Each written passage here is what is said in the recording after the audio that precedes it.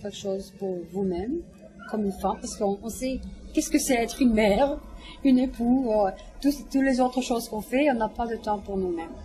Ce que je fais mon art, c'est quelque chose que je fais pour moi, c'est mon oxygène. Je dis que c'est quelque chose qui est très important. C'est très important pour moi pour faire tout le reste.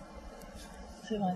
Et je pense que chaque femme en a besoin de quelque chose que c'est rien qu'à elle. C'est pas immédiat, ça prend du temps. Des fois, on ne sait pas où on va, mais enfin, c'est un processus de développement personnel. À partir du moment où vous avez eu cette passion, cette découverte en vous, le fait de l'avoir explorée et à l'avoir donc en fait fait grandir, ça fait que vous êtes complètement épanoui dedans.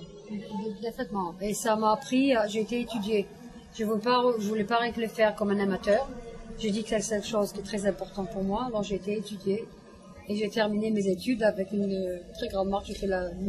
Vous avez été directement sur la céramique ou bien vous avez essayé autre chose? On était des fermiers. Fermiers. On travaillait la terre. Oui. Alors on a travaillé la terre pendant 15 ans. Quand on est parti en Australie, on travaillait plus la terre. C'est comme ça que mon mari et moi on s'est connus. On travaillait au kibbutz. Et après on travaillait ensemble au moshav.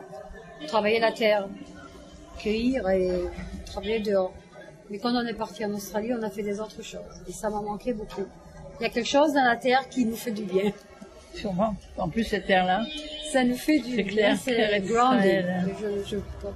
Le grounding, ça vous attache. Des racines. Ça vous attache à des racines. Des racines. Oui. Ok.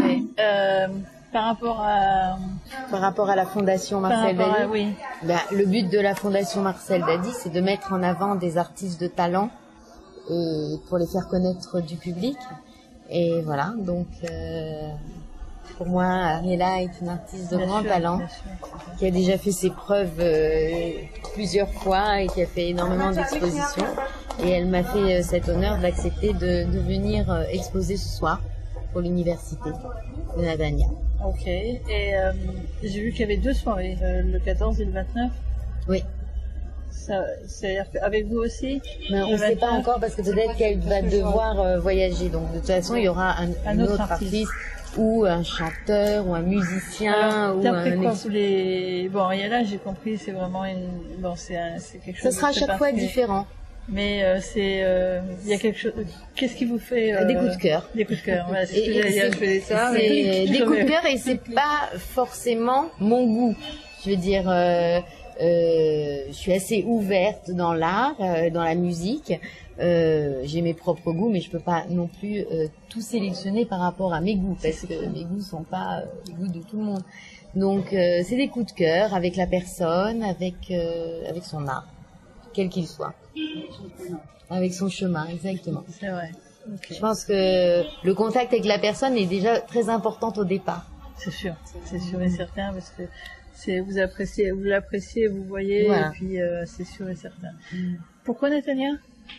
Nadania, c'est vraiment une histoire assez sympathique. En fait, je suis venue inscrire ma fille à l'université en psychologie et j'ai eu rendez-vous donc avec Nicole. J'étais assise au bureau et quand Nicole m'a vue, je ne connaissais pas Nicole, je l'avais jamais vue. Elle me dit, Madame Dady, je suis vraiment contente de vous voir enfin parce que j'avais essayé de vous joindre plusieurs fois quand vous organisiez vos concerts pour que vous veniez nous organiser un concert et vous n'aviez pas fait suite à mes appels. Et en effet, Nicole avait raison. Je me suis rappelée après, j'ai même retrouvé des mails qu'elle m'avait envoyés, que j'avais imprimés. Où elle m'avait demandé, mais bon, à l'époque, comme je travaille toute seule, je suis dans un nouveau pays, moi aussi, un merveilleux nouveau pays.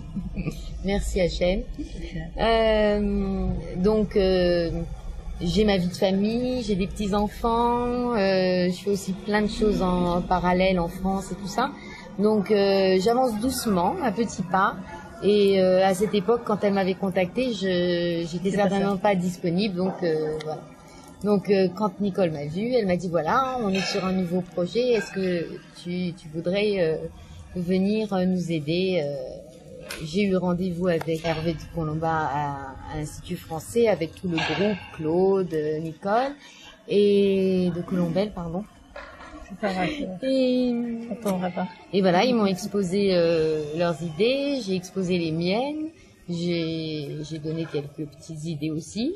Et puis voilà, je fais partie de cette petite aventure qui est très sympathique parce que vraiment les gens ici sont merveilleux. Il y a une solidarité parmi les adultes comme les étudiants qui est extraordinaire. Vraiment, ça fait chaud au cœur. Et je suis vraiment heureuse que ma fille étudie ici. Non, moi j'ai aussi la fille d'une amie qui est là et c'est incroyable. Là, et elle m'a dit la même chose. Il y a une ambiance extraordinaire. Ouais, c'est vrai. Vraiment. C'est vrai. Voilà l'histoire. Comment j'ai atterri ici. Non, parce que c'est vrai qu'il y a beaucoup de choses qui se passent ici. C'est vrai que Nicole fait beaucoup. J'étais venue à une conférence sur les femmes quand il y avait eu Eliette Abécassis quelques mois avant. Et c'était la première fois que je venais à l'université. Et puis voilà. Et puis après, il y a eu cette rencontre avec Nicole, qui est une femme plus qu'exceptionnelle, que tout le monde adore ici.